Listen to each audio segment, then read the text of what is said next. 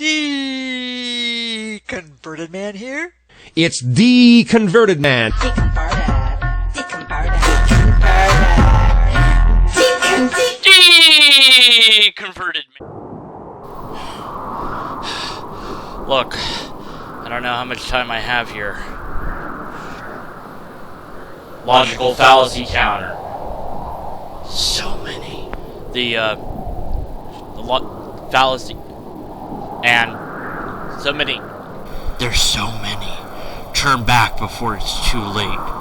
People have debated the existence of God for thousands of years. Most conclude it cannot be proven one way or the other. The majority think the answer lies in abstract philosophy and the metaphysical. Others become agnostics, asserting they don't know if God exists. Those who do accept his existence often do so passively, merely because they were taught it from childhood. Some don't care. Many of these cannot be moved from their apathy. Atheists, having concluded God does not exist, represent a special category God describes. The fool has said in his heart, there is no God. I hate this. You will learn why God twice calls atheists fools. I hate this. It is revolting. Almost 50 years ago, I learned of absolute proof God exists.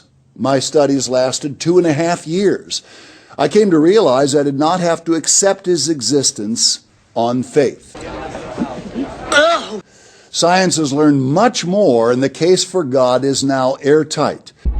You're dead to me. This broadcast begins presenting numerous absolute proofs God does exist. You're dead.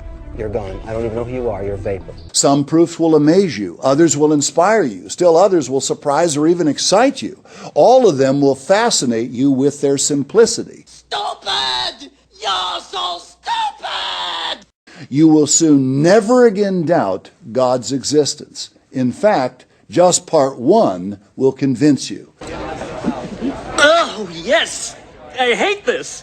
We will first examine some traditional proofs and then consider material at the cutting edge of scientific proof before returning to older proofs. We will explore astronomy, biology, chemistry, and mathematics. A second great question is unavoidable and inseparable from the question of God's existence. Whether there is life on earth because of blind, dumb luck through evolution or because of special creation by a supreme being. What you just said is one of the most insanely idiotic things I have ever heard. At no point in your rambling, incoherent response were you even close to anything that could be considered a rational thought. Everyone in this room is now dumber for having listened to it. I award you no points, and may God have mercy on your soul. Did all life on Earth evolve over millions of years, as evolutionists assert? Yes. The answer is yes. See this? See on the screen? Yes. That's the answer. The answer is yes. Well, thanks for watching. I'm done now. What do you mean there's more?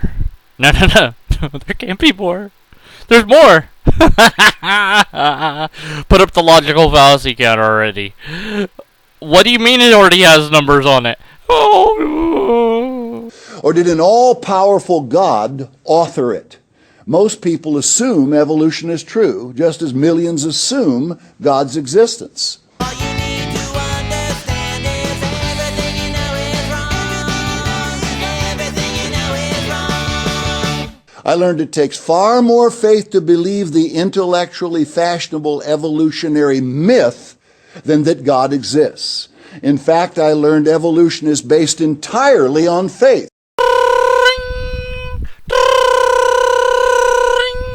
Hello, Dan Green here. Hey, how's it going? My ears, you've shattered my eardrums. Why would you do that? Oh no, it's you again. What do you want? I don't want anything. I'm in this video. Isn't it great that I'm in this video? This guy's using me a lot in this video. Alright, outright lie. You want to play the game? We'll play the game. You do the rest of this video. See how you like it. Wait a minute, but I'm supposed to annoy you and then you're supposed to hang up on me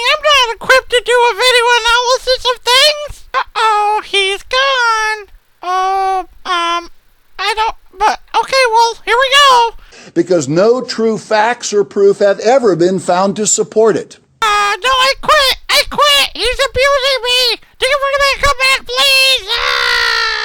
Okay, I'm back just to save everybody's eardrums. Oh, by the way, Outright Lie, hung up on you again.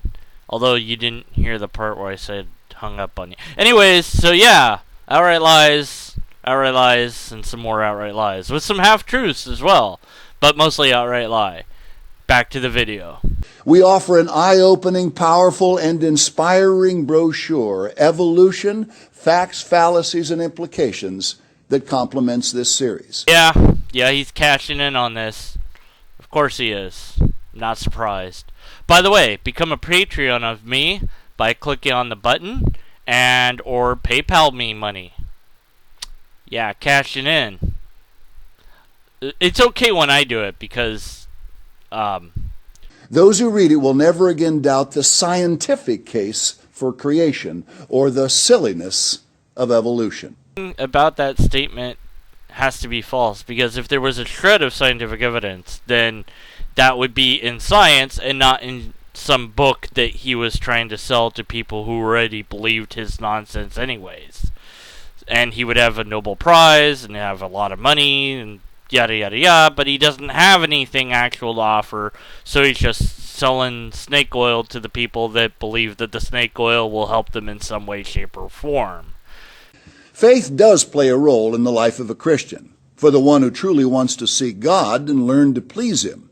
Notice, you can't have it both ways. Either you have overwhelming evidence that there's a God that's scientific and all this, or it's faith to say that it's greater faith to believe in evolution than it is to believe in what you're talking about. Then you've basically said having a lot of faith is bad, so obviously having as little faith as possible in anything would be the goal to have. So lack faith in all things and just go where the evidence is. But if you had evidence, then we wouldn't need faith at all, so then you must not have evidence. Without oh, faith, you're it is talking. I'm impossible still to trying please to Him, for he that explain comes this to out. God must Whatever. None of believe this that matters. He Circular is, argument. and that He is a rewarder of them that diligently seek Him. Is he done? Circular. Back to the video, I guess. Faith is vital to a Christian. You saw that without it, no one can please God. This verse says those seeking God must believe that He is. But a deep belief in a God who rewards all who diligently seek Him requires proof of His existence.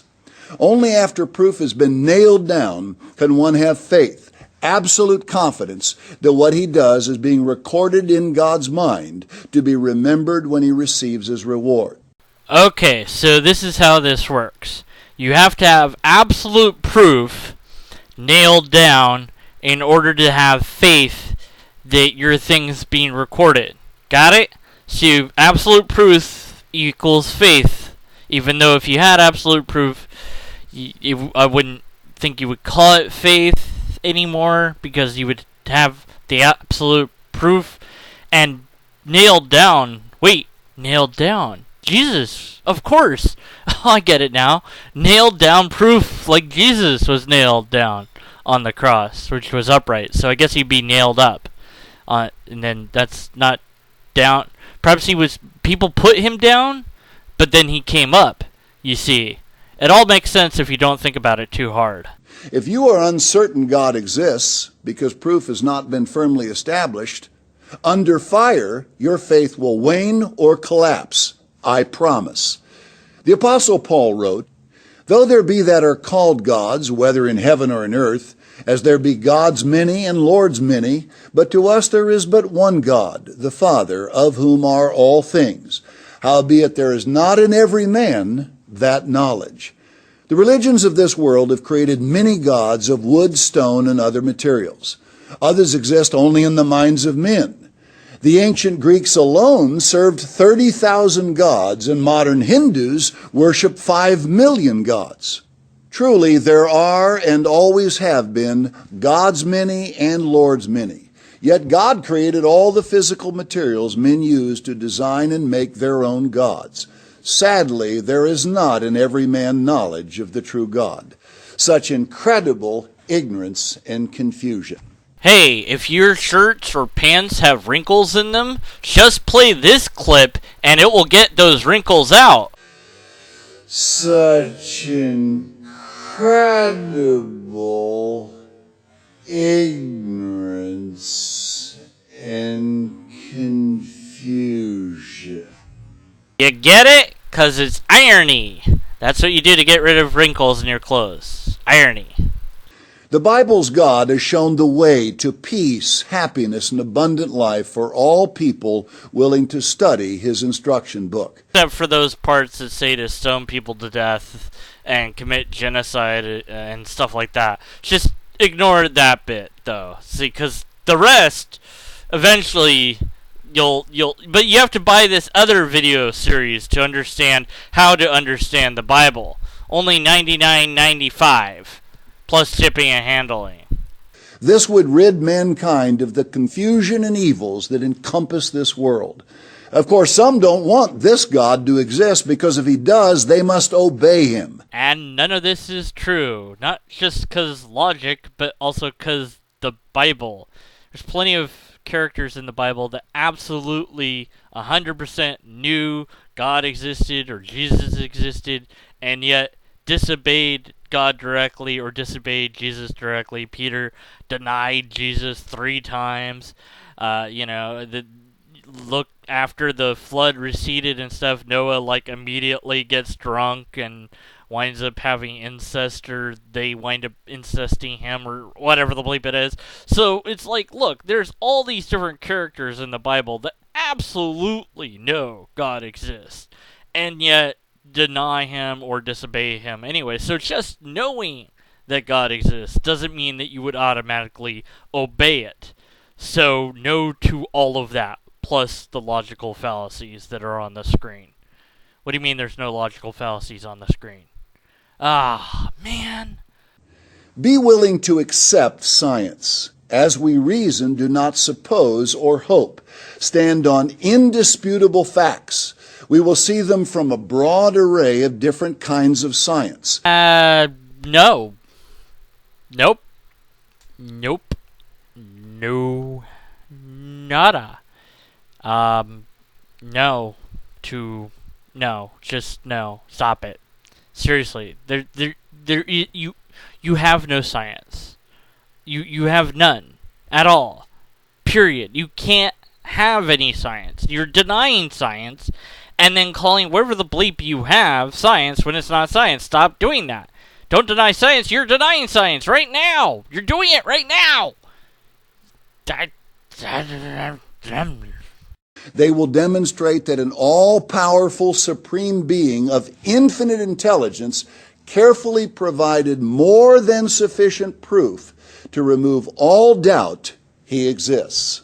There once was a cat named Dan, who was drawn by Hector, he's the man.